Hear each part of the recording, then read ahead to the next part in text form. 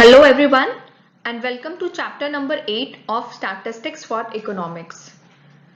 So today in this video we will learn about chapter number 8 and the name of the chapter is Arithmetic Line Graphs or Time Series Graphs. As it is a very small chapter, so there is only one video of it, and in this video we will discuss all the important topic of chapter 8 of Arithmetic Line Graphs. So let's begin. Let's start with introduction. The most important thing for us to know that what is a graph. When a set of statistical data are presented on a graph paper, it is called a graph. So this is a simple and a clear definition of a graph. Moving further, it is written that presenting the data on a graph paper, we get different points. Right, yeah, we used to get different points on the graph paper. Then each point corresponding to a value of statistical series, and each point represents some values. By joining the points, we get a line which show how variable tends to change. And we need to join all the points, and from joining the points we used to understand whether there is an increase in any particular thing or decline in any of the particular thing. Therefore, a graph showing arithmetic value of a variable on a graph paper is called arithmetic line graph. So this is the definition of arithmetic line graph. Often such graphs are constructed to present time series data, that is the data corresponding to different weeks, months or the years. Therefore, arithmetic line graph is often called as time series graph because it also represents or give the values or tends to find out whether there is an increase or decrease while comparing the weeks, months or years. So it is also known as time series graph.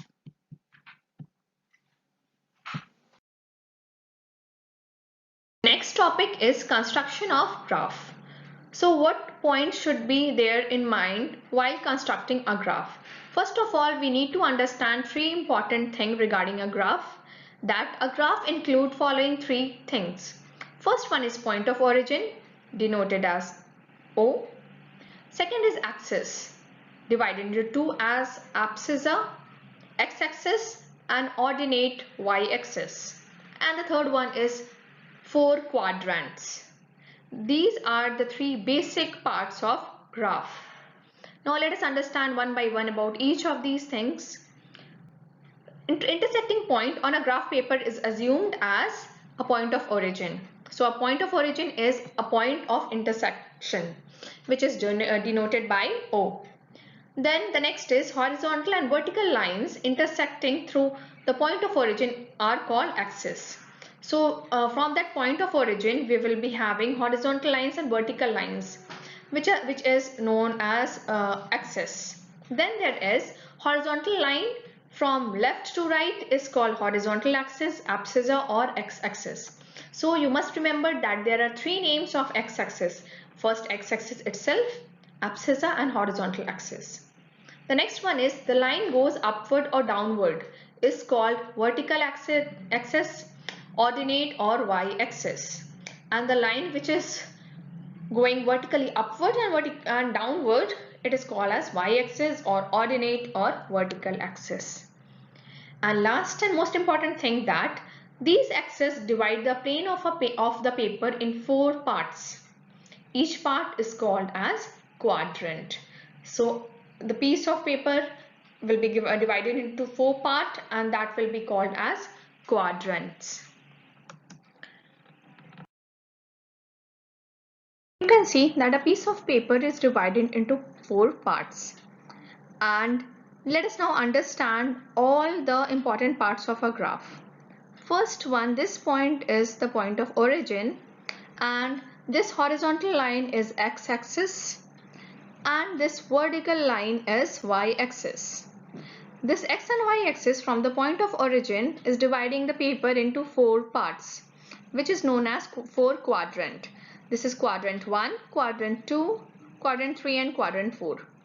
Now coming to the values, each therein of the value of x and the value of y in quadrant 1 will be positive always.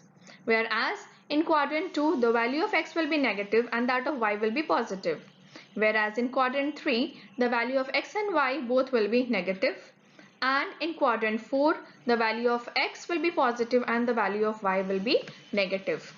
It is very important thing to keep in mind about these four quadrant and the value of x and y in each of the quadrant. Let us now understand the rules for constructing a graph. So the rules are as follows. Heading. Every graph must have a suitable, precise and self-explanatory heading. The next is choice of scale. One should fix an appropriate scale on which data should be presented. The next is proportion of axis. As far as possible, the length of the x-axis on the graph paper should be 1.5 times the length of y-axis. The next one is method of plotting the points. Basically, for economics and business, statistics are generally positive, and also there are to be expressed in the first quadrant.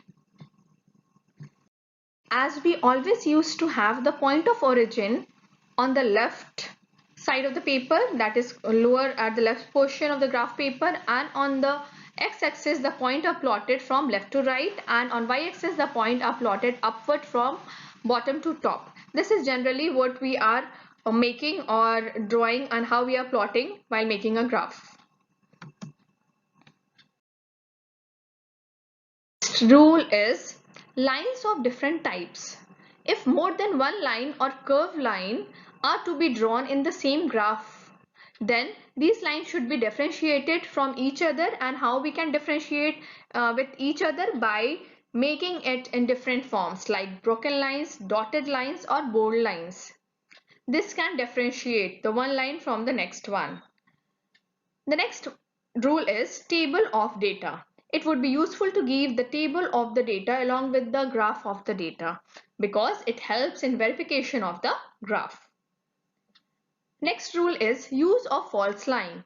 If the value in a series are very large and difference between the smallest value and 0 is high, then if these values are to be indicated on y-axis of the graph, then y-axis is started somewhere above the point O. To draw a line or curve, what we have to keep in mind that if we are going to make different points on the graph paper corresponding to different values of a series, these points are joined to make a line or a curve. The joining line must be uniform throughout its length. It should not be different thickness and at different points. So the line and the curve should be of same thickness. It should not vary. Let's understand as what is one variable graph. So now please listen carefully that what is one variable graph. One variable graph are those graphs in which only one variable are shown with respect to some time period. For example, suppose there is graphic presentation of the production of a factory between the month of January to June of a year, which would be a one variable graphs because it is just showing one variable of production in a factory from the month January to June. So one variable graph is this type of graph which shows only one variable or one information it is just giving us about the production of a factory.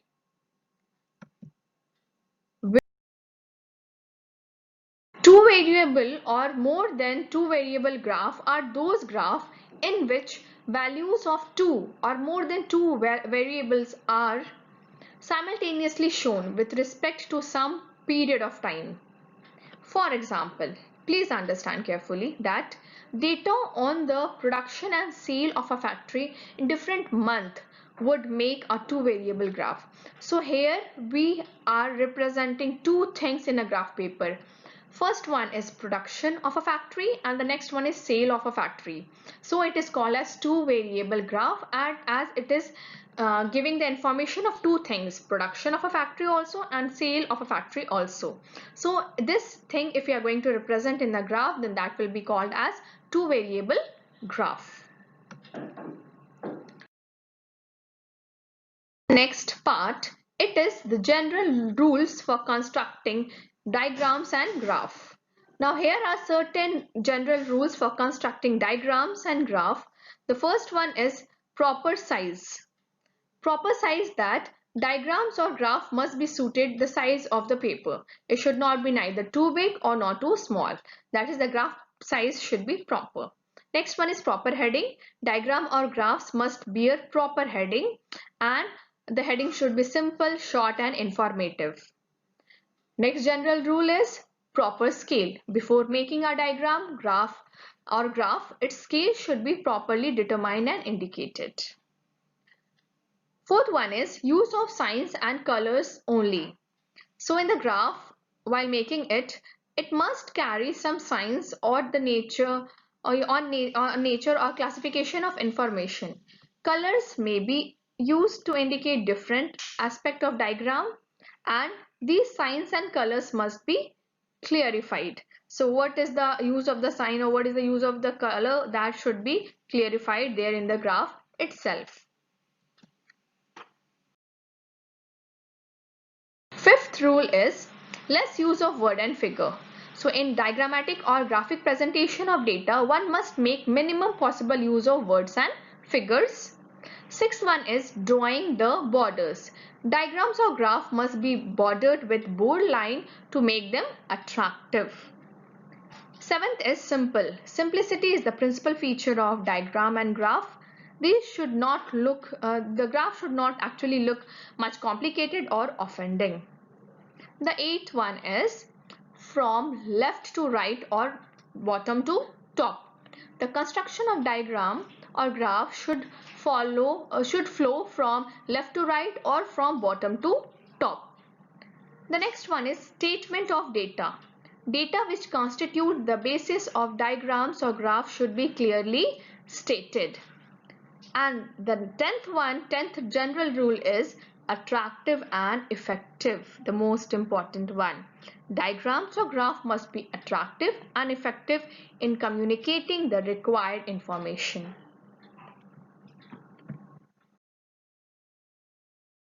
Certain merits and demerits of diagrammatic and graphic presentation.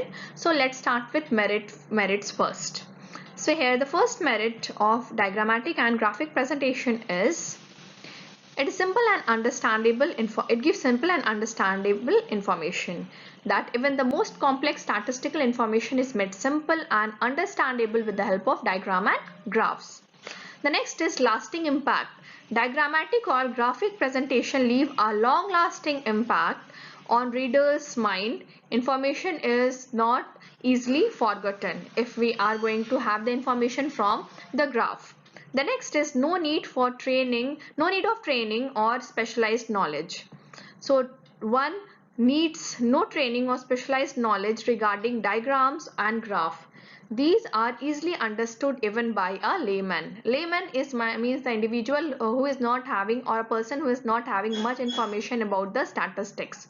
They can even know what a graph is representing if it is made properly, and it can be even understood by a layman also. So these are the merits, and the other merits are active and effective means of presentation. Diagrams and graphs are very effective means of presenting data. It is rightly said that a picture is worth of 1,000 words. A quick comparative glance. Diagrams and graphs facilitate a comparative glance at the data. Thus, data on investment in public or private sector, when presented in the form of bar diagram, can be easily compared. One can easily note the broad difference between the two.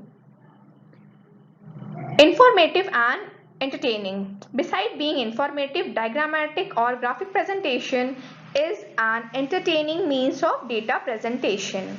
Location of averages. Using graphic techniques, we can easily locate the value of certain averages such as mode and median. And the last merit is study of correlation. The graphic presentation of data corresponding to different variables helps in identifying correlation between the variables. So all these are the merits of the diagrammatic or graphic presentation. Limitations or demerits of diagrammatic or graphic presentation. It has limited use. This is the first demerit. Only a limited set of data can be presented in the form of a diagram. In fact, diagrams and graphs are generally used only when comparison are involved or when time series data are to be presented. Next one is misuse. Diagrams may be misused for false projections of the statistical fact, especially in the case of advertisement. And the last one is only preliminary conclusion. It may not be always easy to arrive at final conclusion after seeing the diagram. And multiple information, that is we are getting from the diagrams and graph, may offer only preliminary conclusions. So all these three are the demerits or the limitations of diagrammatic and graphic presentation.